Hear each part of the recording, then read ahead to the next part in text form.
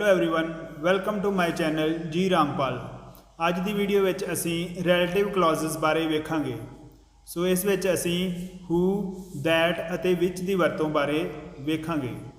Mainly हू का मतलब कौन हुंदा है जदों असी कोई क्वेश्चन पूछते हाँ, हू आर यू, तुसी कौन हो। पर इत्थे हू का मतलब कौन नहीं है।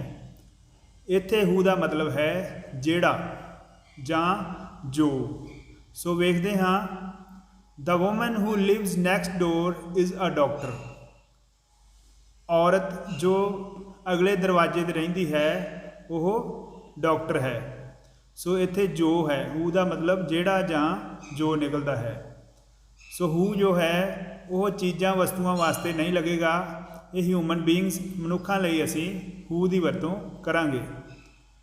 अगे सेंटेंस वेखते हाँ, Everyone who wants to apply for the job must do so by Friday. Everyone जो कोई भी, who इत्थे मतलब जेड़ा, wants to apply for the job लई अप्लाई करना चाहता है, must do so उसनों इस तरह करना चाहिए है by Friday तक। सो जेड़ा भी जॉब लई अप्लाई करना चाहता है उसनों फ्राइडे तक इस तरह कर लेना चाहिए है, अप्लाई कर लेना चाहिए है। सो अगे वेखते हैं third sentence, what was the name of the person who packed this gift. उस बंदे का नाम की सी, हू जिसने या जेड़े बंदे ने पैक्ड दिस गिफ्ट, यह गिफ्ट पैक किया सी। सो इत्थे मतलब हू असी मनुख वास्ते किया है कि उस बंदे का की नाम है जिसने यह पैक किया सी। You can also use that instead of who, but you can't use which for people. So that कई बार असी यूज़ कर सकते हाँ, पर विच कदे भी असी पीपल वास्ते, लोगों वास्ते, मनुख वास्ते नहीं यूज़ कर सकते। सो एक एग्जाम्पल वेखते हाँ कि हू की जगह असी समटाइम्स असी दैट यूज़ कर सकते हाँ। The woman that lives next door is a doctor. So यही पहले वांगर फस्ट सेंटेंस जोड़ा है उसनों असी दैट नाल भी लिख सकते हाँ। अगे वेखते हाँ,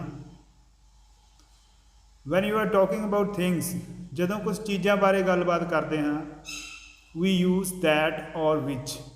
असी दैट ते विच यूज़ कर सकते हाँ, पर हू कदे भी नहीं यूज़ करना। Where is the butter that was in the fridge. Where is the butter, मक्खन कित्थे है, दैट जेड़ा, वॉज इन द फ्रिज जो जां जेड़ा फ्रिज विच सी। So where is the butter which was in the fridge. So असी इत्थे विच या दैट यूज़ कर सकते हाँ, दोवां का मीनिंग सेम है। एक होर एग्जाम्पल वेखते हाँ, I don't like the stories that have unhappy ending. कि मैनू वो स्टोरीज पसंद नहीं हैं या मैं वो स्टोरीज पसंद नहीं करता दैट जो जिन्हां दी हैव अनहैप्पी एंडिंग, जिन्हां दी अनहैप्पी एंडिंग हुंदी है, अखीर जोड़ा है हैप्पी नहीं हुंदा, वो स्टोरीज मैनू चंगियां नहीं लगदियां। सो असी स्टोरीज वास्ते इत्थे आपां दैट या विच यूज़ कर सकते हैं। I don't like stories which have या दैट हैव हैप्पी एंडिंग। हुण असी एक एक्सरसाइज करते हाँ, एक एग्जाम्पल पहलों की हुई है, पहलों वो वेखते हाँ। N architect. सो आर्कीटैक्ट कौन हुंदा है, an architect is someone who designs building. Architect वो हुंदा है जो जां जेड़ा, इत्थे हू का मतलब है जो जां जेड़ा डिज़ाइनस बिल्डिंग्स, जो बिल्डिंग्स नू डिज़ाइन करता है।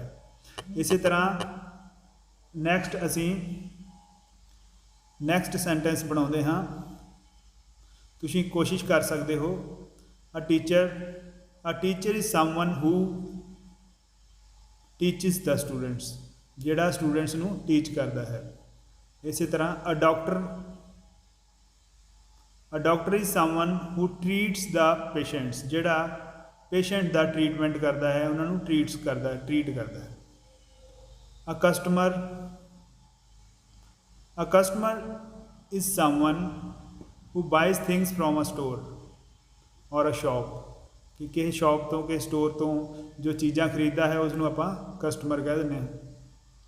इस तरह a shopkeeper A shopkeeper is someone who sells goods or things on a shop. किसी शॉप ਦੇ ਉੱਤੇ ਗੁੱਡਸ ਜਾਂ ਥਿੰਗਸ ਨੂੰ ਵੇਚਦਾ ਹੈ ਉਸ ਨੂੰ ਸ਼ਾਪਕੀਪਰ ਕਹਿੰਦੇ ਹਨ। ਅੱਗੇ ਅਸੀਂ ਦੈਟ, ਹੂ, ਦੈਟ ਅਤੇ ਵਿੱਚ, ਇਹਨਾਂ ਤਿੰਨਾਂ ਵਿੱਚੋਂ ਇੱਕ ਆਪਾਂ ਐਕਸਰਸਾਈਜ਼ ਫਿਲ ਇਨ ਦ ਬਲੈਂਕਸ ਕਰਨੀਆਂ ਹਨ। ਸੋ ਇੱਕ ਇਹਨਾਂ ਵਿੱਚੋਂ ਆਏਗਾ ਹਰ ਇੱਕ ਫਿਲਸ ਦੇ ਵਿੱਚ। ਦ ਗਰਲ, ਇੱਥੇ ਅਸੀਂ ਹੂ ਲਾਵਾਂਗੇ। ਦ girl who was injured in the accident is now in hospital. Girl ਜਿਹੜੀ ਜ਼ਖਮੀ ਹੋ ਗਈ ਸੀ ਐਕਸੀਡੈਂਟ ਵਿੱਚ, ਇਜ਼ ਨਾਓ ਇਨ ਹੌਸਪੀਟਲ, ਉਹ ਹਸਪਤਾਲ ਵਿੱਚ ਹੈ। ਸੋ ਇੱਥੇ ਦ ਗਰਲ ਕਿਉਂਕਿ ਹਿਊਮਨ ਬੀਇੰਗ ਹੈ ਇਸ ਲਈ ਅਸੀਂ ਹੂ ਯੂਜ਼ ਕੀਤਾ ਹੈ। ਅੱਗੇ second, where is the nearest shop. ਭਈ ਲਾਗੇ ਵਾਲੀ ਸ਼ੌਪ ਕਿੱਥੇ ਹੈ। ਅੱਗੇ ਇੱਥੇ ਜਿਹੜੀ ਸੈਲਸ ਐਗਸ, ਕਿਉਂਕਿ ਇੱਥੇ ਸ਼ੌਪ ਦੀ ਗੱਲ ਹੈ ਨਾਟ ਹਿਊਮਨ ਬੀਇੰਗਸ, ਸੋ ਅਸੀਂ ਵਿੱਚ ਜਾਂ ਦੈਟ ਦੋਵਾਂ ਵਿੱਚੋਂ ਇੱਕ ਯੂਜ਼ ਕਰ ਸਕਦੇ ਹਾਂ। Where is the nearest shop which sells eggs. We live in the world, ਅਸੀਂ ਉਸ ਦੁਨੀਆ ਵਿੱਚ ਰਹਿੰਦੇ ਹਨ which is changing all the time. ਸੋ ਇੱਥੇ ਅਸੀਂ which ਯੂਜ਼ ਕਰਾਂਗੇ, ਜਾਂ that is changing all the time, that ਵੀ ਯੂਜ਼ ਕਰ ਸਕਦੇ ਹਾਂ। The police have arrested the person, ਸੋ ਇੱਥੇ person ਆਇਆ ਹੈ ਇਸ ਲਈ ਅਸੀਂ who ਯੂਜ਼ ਕਰਾਂਗੇ। Who stole my wallet, ਜਿਸ ਨੇ ਮੇਰਾ ਪਰਸ ਚੋਰੀ ਕਰ ਲਿਆ ਸੀ, ਪੁਲਿਸ ਨੇ ਉਸ ਨੂੰ ਅਰੈਸਟ ਕਰ ਲਿਆ ਹੈ।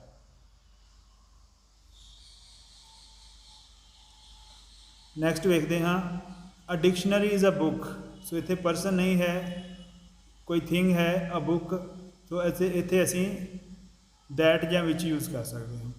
ਡਿਕਸ਼ਨਰੀ ਇੱਕ ਕਿਤਾਬ ਹੁੰਦੀ ਹੈ ਜਿਹੜੀ gives you meaning of words, ਜਿਹੜੀ ਤੁਹਾਨੂੰ ਵਰਡਸ ਦੇ ਮੀਨਿੰਗ ਦਿੰਦੀ ਹੈ। ਵਿਚ ਗਿਵਸ ਯੂ ਜਾਂ that gives you meaning of words.